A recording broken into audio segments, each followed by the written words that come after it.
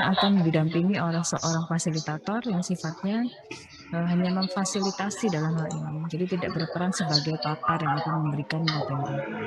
Nah, materinya tersampaikan di dalam sebuah skenario, ya, skenario kasus atau skenario permasalahan yang nanti tertuang dalam bentuk cerita seperti itu ya, untuk men-trigger atau memicu Anda berdiskusi. Nah, jadi 3 komponen ini menjadi sangat penting dalam keberhasilan sebuah tutorial PJM. Nah, kami berharap di dalam diskusi kelompok problem solving ini akan terjadi interaksi dan dinamika kelompok. Ya, jadi yang namanya kita berkumpul di dalam satu ruangan, kelompok kecil, gitu ya, walaupun hanya terdiri dari 8 sampai 10 mahasiswa, harapannya ini memang akan lebih mengefektifkan diskusi dibandingkan kita bertemu dalam satu kelompok yang besar. Ya, jadi harapan kami adalah akan terjadi dinamika kelompok, yang mana interaksi itu harus ada satu sama lain. Ya, jadi ada istilahnya group dynamics. Ini sudah kemarin saya sampaikan bahwa group dynamics itu tahapannya adalah forming, storming, norming, dan performing. Ini harus terjadi di dalam diskusi kelompok yang akan Anda lakukan nanti ya.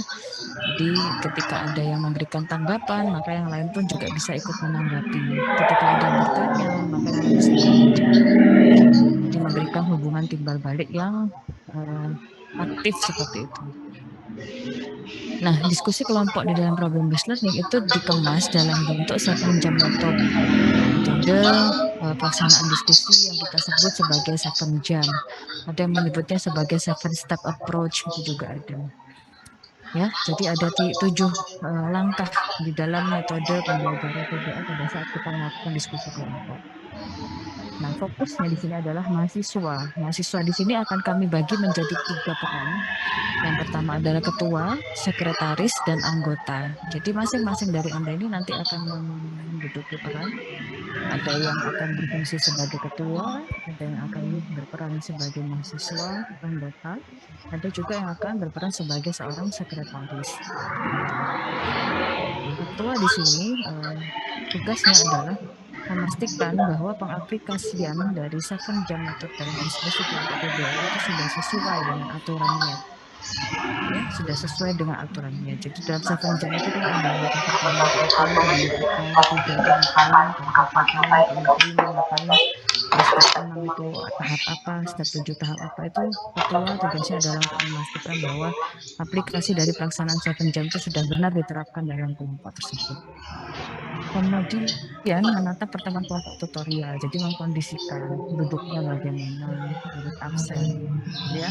Kalau perlu name tag, silahkan dibuat name tag supaya fasilitator itu mudah untuk memanggil nama-namanya seperti itu, mudah untuk mengenal siapa yang sedang duduk di pojok, yang di depan siapa, seperti itu ya. Jadi kalau memang ini perlu dikondisikan, maka ketua bisa mengkondisikan ini. Kemudian tugasnya berikutnya adalah memicu semua anggota kelompok untuk memberikan kontribusi dalam diskusi. Ya, lalu kemudian merangkum dan mengutip kontribusi dari anggota kelompok. Kemudian menimbulkan sebuah diskusi yang aktif dan mendalam. Ya.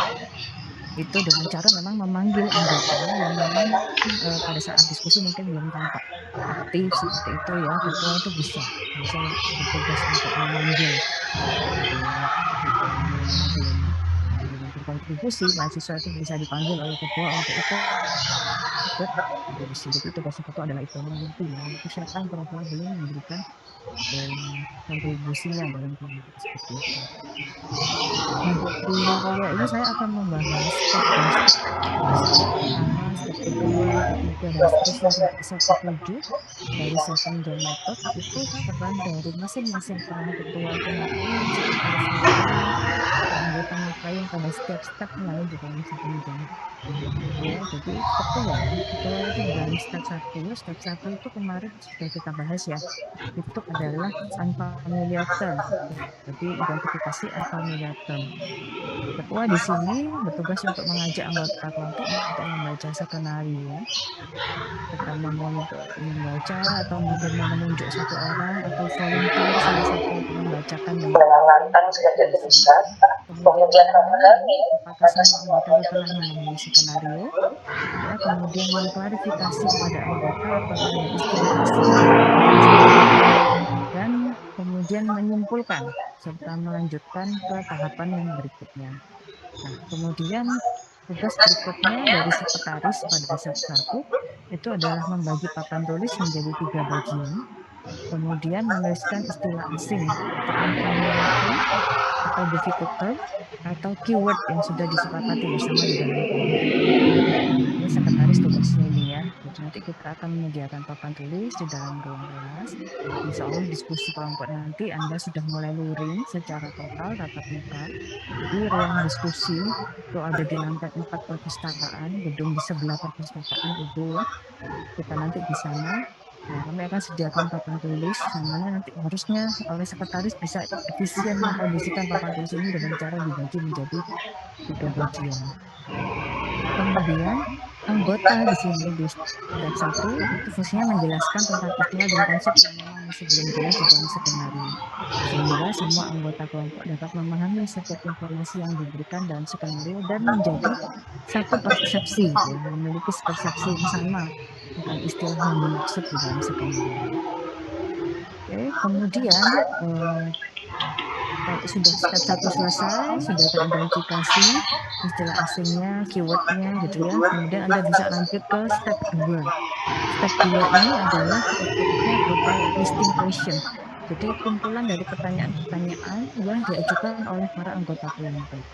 Di step 2 ini setiap ketua itu akan meminta setiap anggota kelompok berkontribusi, mendefinisikan permasalahan yang ada dalam skenario dalam bentuk pertanyaan. Jadi memanggil anggotanya untuk memberikan pertanyaan gitu ya. Itu tugas dari ketua. Nah, jika memang belum bisa dipahami, maka minta tolong ketua itu bisa memparafrasakan kontribusi dari anggota kelompok. Jadi kalau hasil mungkin belum paham atau mahasiswa lain sulit memahami apa yang dimaksud teman-temannya, silakan dipanggil kembali untuk memparafrasakan, jadi membahasakan ulang, memperjelas lagi pertanyaan seperti itu. Ya, jika memang sudah, maka terakhir memeriksa secara keseluruhan listing question itu apakah sudah disepakati oleh semua anggota kelompok, apakah sudah puas dengan listing question yang ada, atau masih ingin ditambahkan, mungkin ada beberapa pertanyaan yang dirasa oleh anggota kelompok masih kurang. Nah, itu bisa ditambahkan, gitu ya. Ketua di sini terakhir pastinya akan menyimpulkan dan melanjutkan ke tahapan berikutnya dan memutuskan ketua. Ya, jadi kita bisa lihat di sini sampai step 2 saja itu yang ambil itu adalah ketua ya. Jadi ketua yang bisa memutus artinya step ini sudah cukup atau tidak, nanti kita pindah ke step berikutnya itu adalah ketua ya, bukan fasilitator ya. Nah, sekretaris tentunya tugasnya mencatat listing question yang tadi sudah dilakukan itu di papan tulis ya. Di papan tulis dulu kalau beberapa kelompok itu terkadang menyediakan ada sekretaris meja.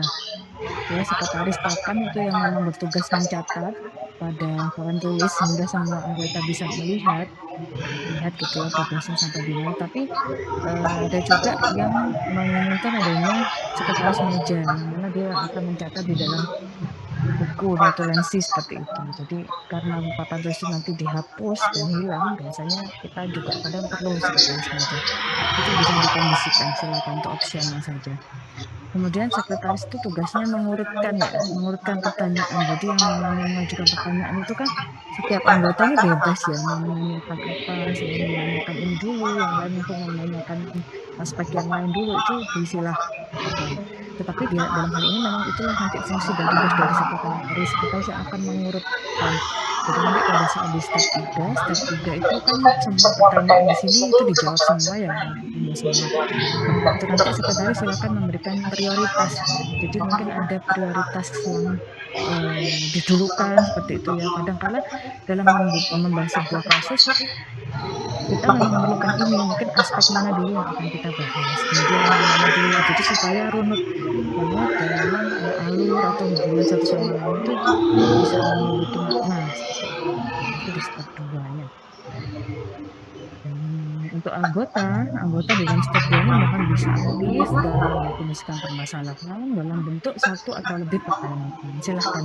Jadi satu orang untuk mau satu, minimal satu, atau berapa lebih itu enggak apa-apa, asalkan mengingat waktu dan mau juga saling berbagi kontribusi dengan teman-teman yang lain. Jadi kalau bisa tidak didominasi, silahkan semua anggota itu diberi kesempatan yang sama untuk memberikan pertanyaan seperti itu ya. Jadi ketua dan sekretaris harus ikut juga memastikan bahwa semua anggota kelompok sudah berkontribusi memberikan pertanyaan pada step 2 ya. Dan perlu diyakinkan bahwa memang sudah disepakati jumlahnya tadi. Kalau memang kurang silakan bisa ditambahkan. Nah, di step ketiga ya, di step 3 ini adalah merupakan tahapan brainstorming. Brainstorming itu ketua bisa memberikan kesempatan kepada anggota kelompok untuk memberikan kontribusi satu persatu. Jadi ketua bisa memberikan kesempatan untuk anggota gitu ya membahas mulai dari pertanyaan pertama, silakan siapa dulu yang akan menjawab gitu. Kemudian setelah dijawab, maka ketua juga bisa merangkum hasil jawaban dari mahasiswa, kemudian bisa memparafrasekan juga apabila ada yang tidak dimengerti mungkin dengan anggota yang lainnya.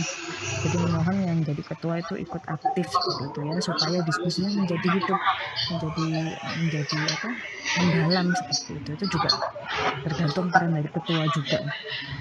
Jadi tolong bisa dipastikan ketua ini ikut memicu diskusi yang aktif, ikut memicu terjadinya diskusi dinamika kelompok seperti itu. Ya. Yang terakhir, ketua juga boleh merangkum pemahaman atau memberikan peta konsep terhadap kelompok seperti itu. Jadi nanti sekretaris bisa punya resume dari hasil brainstorming. Sekretaris ini ya membuat resume atau ringkasan singkat dari hasil kontribusi secara jelas dan ringkas. Jadi harus bisa membuat resume atau secara ringkasan, secara singkat dan jelas seperti itu. Kemudian juga harusnya mampu sekretarisnya membedakan antara poin utama dengan poin tambahan. Karena yang selama ini ada itu seringkali sekretaris itu hanya mengutip ya. Kalau mengutip itu kita mengulang hal yang sama, mengulang kata-kata yang sama, statement yang sama dari apa yang diucapkan orang. Itu mengutip. Tapi kalau memparafrase atau bisa membedakan poin utama dan poin tambahan, itu artinya sekretaris harus bisa mengolah kembali ya, tidak hanya sekedar mengutip, tapi juga bisa memberikan highlight mana yang memang menjadi poin penting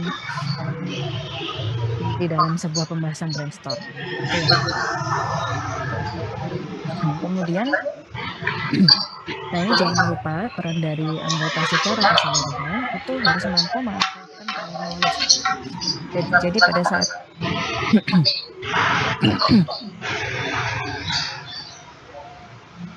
Jadi pada saat brainstorming, itu anggota berdiskusi menggunakan pengetahuan awal yang dimiliki. Jadi jangan khawatir salah seperti itu ya. Nggak perlu khawatir salah, jadi silahkan mengutarakan pendapat sesuai apa yang diketahui tentang itu. Ya, jadi nggak ada nanti di sini fasil terus menyalahkan apa yang Anda sampaikan, itu nggak berlaku di pertemuan pertama diskusi kelompok ya. Di step ketiga ini. Jadi silakan nggak usah takut salah, utarakan saja apapun pendapat Anda bisa. Jadi harapannya memang dapat mengumpulkan semua ide dan gagasan yang banyak memberikan penjelasan akan skenario kasus yang sudah disampaikan. Ya, kemudian lanjut ke step keempat, ketua itu perlu memastikan bahwa semua poin di dalam brainstorming atau step ketiga itu dibahas bersama-sama. Kemudian setelah itu harus bisa merangkum kontribusi dari anggota kelompok, mengajukan pertanyaan dan memberikan diskusi yang mendalam lagi karena step keempat ini sifatnya analisis. Anda nanti membuat peta konsep dan mapping gitu ya hubungan antar aspek dalam sebuah diskusi itu dibuat dalam step 4 ini. Jadi nanti harapannya ketika semua anggota kelompok sudah memberikan pendapatnya, analisisnya terhadap kasus, maka nanti outputnya adalah ini. Ya, sekretaris bisa membuat sebuah ringkasan berupa skema, boleh juga skema atau bisa berupa statement mengenai hipotesis gitu ya. Jadi dugaan sementaranya pada penyelesaian permasalahan atau fenomena mengenai kasus yang disampaikan dalam skenario itu bisa tersampaikan pada step 4. Kalau skema itu sebenarnya lebih jelas. Jadi di dalam membuat mapping kita bisa lebih jelas melihat hubungan antar topiknya di dalam topik di skenario yang sedang dibahas ini ya. Jadi mungkin lebih disarankan untuk membuat peta konsep atau mind mapping. Nah, ya akhirnya semua sepakat di sini anggota kelompok akan mendapatkan penjelasan dan hipotesis mengenai kasus yang disampaikan dalam skenario. Kemudian anggota kelompok juga dapat memunculkan dan menghubungkan ide satu sama lain dari hasil brainstorming di step keempat. Ya. Nah, kalau sudah selesai, maka ini di step kelima itu merupakan tahapan terakhir dari pertemuan pertama diskusi kelompok.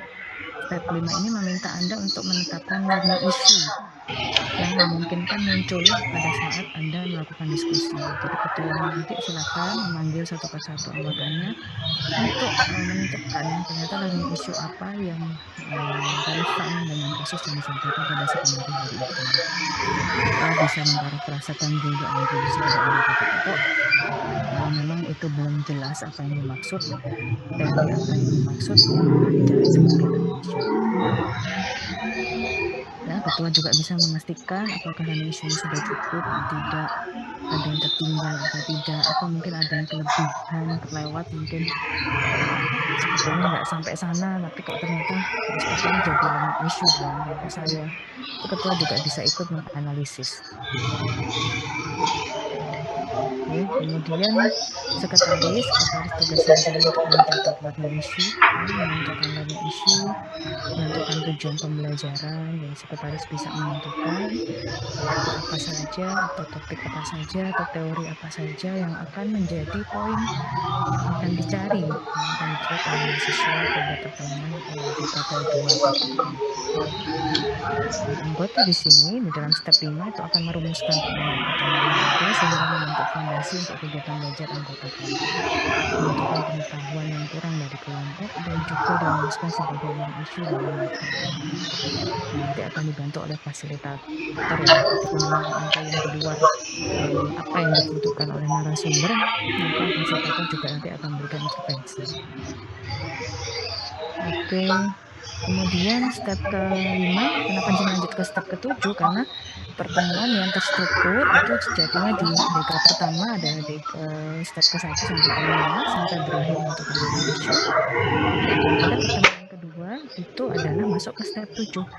Nah, step ke-6-nya kemana? Step ke-6-nya itu adalah Anda melakukan pembelajaran secara mandiri, independent learning ya. Jadi Anda akan nanti melakukan pembelajaran di luar tatap muka seperti ini. Bisa nanti mencari literatur secara mandiri atau mau berkumpul atau berkelompok lagi dalam bersama teman-teman satu kelompok juga boleh, mengerjakan logbook bersama itu juga boleh. Di step ke-6 nanti adalah hasilnya berupa catatan belajar atau logbook yang akan Anda bawa pada saat menjalani DK pertemuan kedua atau step ke-7. Nah, di dalam step ke-7 ini, ketua akan mempersiapkan tahapan pelaporan ya. Jadi sebetulnya lebih kepada pelaporan hasil belajar. Ketua silahkan bisa menanyakan kepada anggotanya, kemarin belajar dari sumber apa, dari textbook apa, dari jurnal apa, gitu ya. Jadi dapat informasi dari mencari learning issue atau teori yang dimaksud itu dari mana, seperti itu. Itu silahkan bisa dikonfirmasi terlebih dahulu pada awal pertemuan. Nah ya, kemudian setelah itu bisa dimulai dengan mengulang setiap learning issue yang sudah ditemukan pada step kelima. Silahkan ketua bisa memanggil lagi mahasiswa anggotanya untuk menentukan kemarin learning issue-nya itu apa saja, mereminder lagi gitu ya.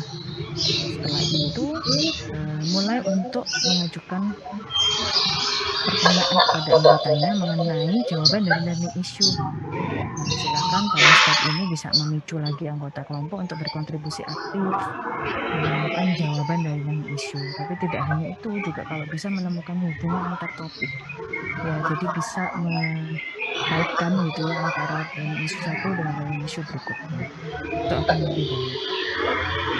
Nah, setelah itu pastinya akan menyimpulkan akhir dari diskusi atau berupa ringkasan ya, ringkasan dari hasil jawaban. Jadi kalau ada yang berpendapat, saya kemarin belajar dari buku textbook A, saya belajar dari jurnal yang C, saya juga belajar dari textbook B. Nah, itu kan pastinya akan ada perbedaan ya. sedikit banyak itu bisa menimbulkan perbedaan yang dimaksud terhadap jawaban learning issue. Nanti untuk menengahinya, ketua ini harapannya bisa untuk memberikan kesimpulan seperti itu. Juga harapannya ketika memang ternyata semua sama, kalau bisa harus ada tanggapan ketika masalah tanggapan. Jadi satu sama lain bisa saling menanggapi apa yang disampaikan temannya. Jadi ketua di sini akan sangat memegang peranan penting kalau menurut saya, karena ini yang akan terus berjalan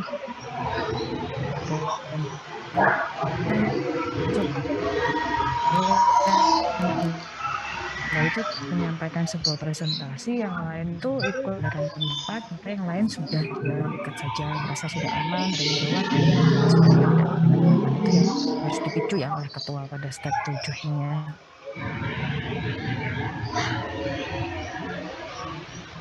Ya, terus sekretaris tugasnya adalah mencatat, meresum, tadi membuat catatan penting ya. Kemudian membuat ringkasan, catatan, dan hubungan antar topik dengan cara membuat skema. Kalau bisa membuat skema ini bagus. Jadi sekretarisnya itu kalau bisa ya, kalau bisa menuliskan di papan itu jangan didikte. Jadi kalau satu menjawab, kemudian langsung ditulis, itu sebetulnya yang keliru. Sekretaris itu harapannya setelah mendengar dulu semua pendapat, disepakati, baru menulis. Dan resume atau ringkasannya itu sebetulnya juga nggak perlu didiktekan. Jadi sekretaris itu sendiri yang mengolah bagaimana apa yang atas apa yang dia dengarkan, kemudian diresum, diringkas dalam sebuah kalimat yang singkat yang cukup menjelaskan atau dalam sebuah skema. Nah, itu bagus sekali. Tapi ini jarang sekali ya sekretaris yang bisa demikian. Jadi harapan saya untuk dari angkatan 2022 ini bisa ya, Anda bisa merubah mindset ini semua sehingga sekretaris itu bisa ikut ambil andil aktif dalam membuat ringkasan atau resume. Ya. Nah, tentu ini di step 7 untuk anggota akan melaporkan dulu sumber belajar yang digunakan karena kita evidence based. Jadi kita upayakan evidence based. Apa yang kita sampaikan itu berdasarkan dari bukti, berdasarkan dari pengalaman yang memang betul-betul terjadi seperti itu ya. Berdasarkan dari referensi yang bisa dipertanggungjawabkan. Nah, itu perlu disampaikan pada saat memulai diskusi kelompok di step ke-7. Kemudian di sini mahasiswa juga kami harapkan sebagai anggota bisa mensintesis ya apapun yang diterima dari berbagai sumber. Kan saya sama ini bisa aktif memberikan ide dan gagasan seluas-luasnya dan harapan nanti sedalam mungkin pemahamannya. Ya. Nah, itu tadi adalah peran Anda sebagai ketua, sekretaris, dan anggota di dalam Seven Jam Method PBL. Mungkin sampai sini cukup jelas atau masih ada pertanyaan dulu?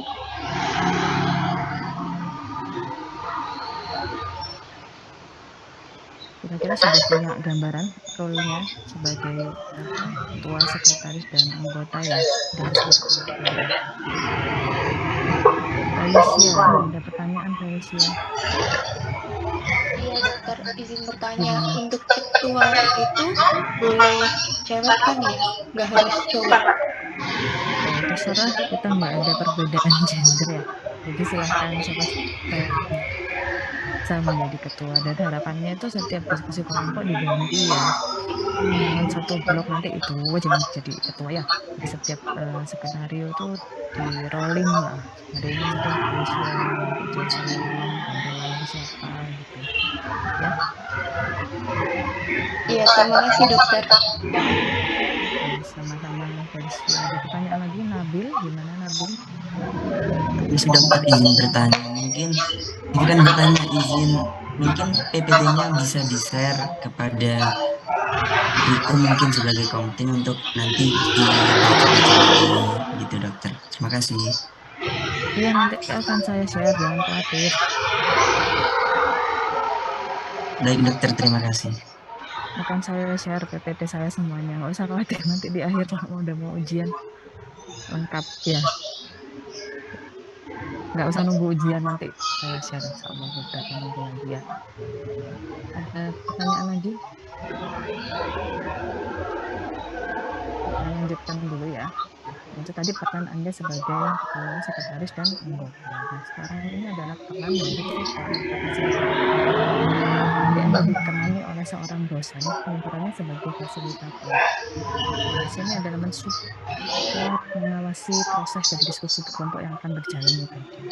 Mendukung proses belajar secara mandiri oleh mahasiswa, baik melalui prosesnya maupun kontennya. Nah, nanti fasilitator ini tidak harus dari konten expert ya. Jadi katakan misalnya skenario nanti tentang konservasi, nggak harus dosen yang spesialisasinya konservasi yang akan menjadi fasil. Semua bisa jadi fasilitator karena dosen di kita itu sudah melalui tahap pelatihan dan bersertifikat fasilitator. Fasilitator ini lebih ditekankan lebih kepada proses expert sebetulnya. Jadi bagaimana fasilitator ini bisa memfasilitasi belajar mahasiswa tidak hanya sebagai seorang konten expert gitu ya, tapi bisa untuk mensupport, memberi motivasi bagaimana sih Anda itu supaya punya rasa ingin tahu yang tinggi gitu ya. Nah, itu tujuan dan role-nya dari fasilitator atau tutor. Tidak harus menjelaskan konten, tidak harus satu arah menjelaskan bahwa cara nambal itu yang benar seperti ini. Cara membius yang benar seperti ini, tidak. Tapi lebih kepada mendampingi Anda untuk mencari tahu sendiri tentang suatu teori, memicu keingintahuan, memicu critical thinking Anda seperti itu. Ya, jadi itu tugas dari fasilitator. Jadi jangan protes nanti ketika dosen kok nggak ngajar ya, kok nggak memberitahu jawabannya yang benar apa. Itu karena memang fasilitator dan tutor tidak seperti itu role-nya. Oke, mohon bisa dipahami. Kemudian ini yang paling penting juga menunjukkan minat akan diskusi.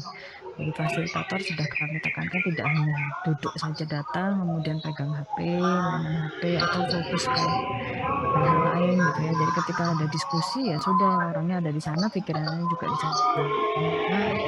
Menunjukkan minat akan diskusi lebih kepada mendengar ya. Jadi bisa ikut menanggapi, awas terhadap apa yang terjadi dalam kelompok, tentunya harus ikut secara aktif mendengar. Nah ini ya, jadi tidak bertindak sebagai menegaskan tentang suatu topik atau teori, tidak demikian gitu ya. Jadi harus membuka diri, fasilitator itu harus terbuka, open mind bahwa ini yang terjadi, mahasiswa saya tuh belajar ini dari berbagai sumber, ternyata pada kenyataannya teori satu terbahaskan dalam berbagai macam aspek. Itu yang kami harapkan fasilitator itu bisa terbuka untuk menerima semua ide dan gagasan Anda yang tadi luas sekali, banyak hal yang bisa diungkapkan seperti itu. Ya, jadi tidak banyak melakukan intervensi memang, jadi lebih banyak diam, mendengarkan, intervensi ketika memang dibutuhkan. Kalau ada sesuatu hal yang dirasa perlu untuk diberikan tanggapan atau intervensi, ditegur itu langsung bisa bertindak dalam hal ini fasilitator. Sebetulnya lebih kepada ke arah performance attitude ya. Jadi mungkin ada salah satu dari kalian yang pasif, tidak memberikan itu pasti bisa sangat memberikan sampai kesempatan untuk memberikan feedback secara langsung dalam hal ini. Ambil berdasarkan nama itu nggak apa-apa, mungkin ya Nabil kamu kenapa kok nggak aktif hari ini, kemarin ada kesulitan kan belajarnya atau bagaimana, terus dipanggil mungkin yang lain juga, Jasalin mungkin silakan menanggapi apa yang sudah disampaikan oleh Nabil tadi, jangan diem aja, itu bisa fasilitator ya. Jadi silahkan itu nanti role dari fasilitator. Jadi jangan berharap akan menjelaskan seperti saya sekarang ini. Ya. Yang saya sebut tadi tutor as process expert. Jadi tutor juga akan memastikan bahwa aplikasi dari pelaksanaan 7 jam itu sudah benar. Jadi Anda sekalian ini sudah mendapatkan kuliah dari saya, harapannya nanti pada saat simulasi, itu di akhir blok nanti kita adakan simulasi, diskusi kelompok PBL maupun CBL. Harapannya sudah paham bahwa step 1 itu ngapain, step 2 itu ngapain, step 3 ngapain, 4 dan seterusnya itu apa yang harus dilakukan oleh peran-peran mahasiswa yang tadi. Ini akan dipastikan oleh fasilitator yang akan mendampingi. Nanti fasilitator tidak hanya saya, tapi justru dari semua dosen yang ikut akan terlibat di sini dalam simulasi di blok 1. Nah, tutor di sini kalau tadi ketua dan sekretaris yang akan mendorong keaktifan dari mahasiswa atau anggota yang lain, Nah, kalau di sini tutor yang akan mendorong ketua dan sekretaris untuk berperan sesuai dengan tugasnya. Jadi tutor yang berhak untuk memimpin ketika ketua memang tidak berperan semestinya seperti itu ya, bukan mahasiswanya.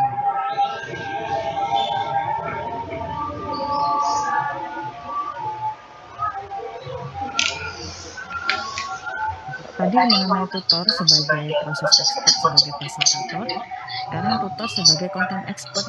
Nah, nanti kalau kebetulan dapat tutor yang memang bidang ilmunya sesuai dengan skenario yang sedang dia jalankan, ini akan mendapatkan nilai lebih ya. Jadi tutor yang sebagai content expert di sini mungkin akan memiliki lebih banyak kemudahan untuk memancing adanya diskusi, karena dia juga menguasai konten gitu ya. Kalau tutor yang tidak menguasai konten mungkin akan lebih ini lagi ya, lebih besar lagi effortnya untuk memicu diskusi. Tapi dengan tutor yang memang asalnya dari konten expert, mungkin akan lebih banyak pertanyaan yang nanti akan bisa diajukan untuk memicu keaktifan Anda. Jadi nanti dia akan bertanya, ini kenapa begini begitu? Terus kalau begini tuh seandainya diginikan, maka apa yang terjadi sebetulnya? Nah, itu dengan seseorang yang memang misalnya konten expertnya itu akan lebih mudah untuk dilakukan ya. Seharusnya diskusinya akan lebih hidup lagi. Nah, ini jangan lupa nanti ya, evaluasi ini perlu. Jadi kami setelah diskusi kelompok berakhir, itu Anda bisa menilai satu sama lain mengenai keaktifan dari anggotanya di dalam kelompok tersebut. Ya, jadi bisa mengkritik, tapi tolong dengan cara yang konstruktif. Jadi terkadang ada beberapa tutor yang akan memberikan kesempatan kepada Anda untuk saling menilai performance dari teman-teman anggota kelompok lainnya. Itu bagaimana pada saat hari diskusi itu. Nah, ini prinsip tentang bagaimana memberikan feedback yang konstruktif ya. Tolong berikan feedback itu secara deskriptif, tidak menghakimi. Jadi kalau misalnya ada kesalahan, kamu salah, kerjaan tidak bagus, tidak demikian ya, tapi lebih kepada mendeskripsikan sebetulnya apa yang dia lakukan itu nggak benarnya ada di mana, itu dideskripsikan, digambarkan secara jelas, diceritakan, tidak hanya menghakimi seperti itu. Spesifik pada aspek mana yang masih kurang, itu betul-betul ditekankan di area mana yang masih kurang, spesifik. Jadi tidak terus melebar kemana-mana, tapi fokus kemana yang akan Anda komentari. Ya, lebih kepada perilaku yang konkret, yang jelas, yang bisa dilihat. Kemudian harapannya konstruktif feedback itu akan berguna bagi yang menerima. Konstruktif feedback tadi kan tidak hanya berupa permintaan negatif, jadi umpan balik yang positif untuk merangsang penerima ini menunjukkan perilaku positifnya, itu juga bisa dikondisikan. Jadi kecenderungannya kalau kita itu lebih sering kan memberikan kritikan adalah langsung kepada hal yang negatif ya. Padahal ketika kita memberikan feedback, itu kalau itu diawali dengan pujian dulu, hal-hal baiknya dulu disampaikan, itu akan lebih memotivasi. Jadi tidak merasa dihakimi. Jadi silahkan memberikan pujian dulu bahwa hari ini ternyata menurut evaluasi lebih bagus, bisa lebih aktif ya dari sebelumnya. Dan saya sukanya teori itu detail banget. Kamu dapatnya dari mana referensinya? Sepertinya update sekali dan cukup jelas dan mudah banget untuk bisa diterima. Seperti itu. Tapi mungkin kekurangannya adalah jadi manusia lebih gampang melihat negatifnya orang daripada positifnya. Coba di sini latihan memberikan konstruktif feedback. Puji temannya, cari hal positif dari temannya, pasti akan lebih sulit daripada hal negatifnya. Ya, itu sudah menjadi culture ya di kita. Tapi saya berharap itu tidak dipertahankan, bahwa nanti mulai juga untuk belajar memberikan feedback yang positif ya. Nah, profil lulusan dari PBL ini ya, kami memang dari awal menyusun pada pembelajaran PBL ini, harapannya Anda bisa ini ya, memiliki kompetensi yang lebih dari mahasiswa yang metode pembelajarannya tidak menggunakan PBL. Jadi di FKG UB ini memang terkhusus kita menerapkan metode pembelajaran ini. PBL ini harapannya Anda mampu menyelesaikan masalah dalam area keahliannya secara lifelong learner. Jadi sepanjang hayat Anda dididik menjadi seorang yang belajar sepanjang hayat, kemudian mampu bekerja sama dengan orang lain karena sudah sering berdiskusi, berhubung satu sama lain dengan temannya pada saat diskusi kelompok. juga yang tadi berperan sebagai ketua itu ya, kan yang kita minta untuk bisa di-rolling setiap bloknya, itu bisa memiliki kemampuan untuk memimpin rapat atau pertemuan, tentunya udah terbiasa karena tiap diskusi kelompok pasti akan ada yang berperan sebagai ketua. Juga bisa bekerja atau belajar secara mandiri dan merencanakan bagaimana mencari teori yang diperlukan, bagaimana belajar yang efektif gitu ya, dan akan ada fase di mana Anda harus bisa memanage diri dalam belajar seperti itu. Nah, yang terpenting lagi ini membiasakan diri untuk evidence based, jadi mencari sumber-sumber yang memang kredibel dan bisa dipercaya dan bisa dipertanggungjawabkan kebenarannya. Jadi tidak menjadi orang yang sering menyebar berita-berita hoax itu ya. Ya, jadi profil lulusan PBL harapannya karena sudah terbiasa untuk mencari literatur, Anda tahu mana sebetulnya referensi yang betul-betul bisa dipertanggungjawabkan sumbernya. Oke, mungkin sekian kuliah dari saya untuk siang hari ini. Apa ada pertanyaan lagi?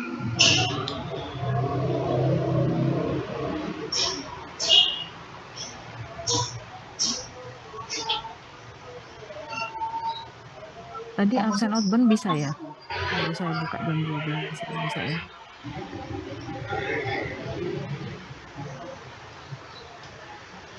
Oke, kalau sudah tidak ada pertanyaan, mungkin bisa saya akhiri. Terima kasih. Assalamualaikum warahmatullahi wabarakatuh. Waalaikumsalam warahmatullahi wabarakatuh. Terima kasih.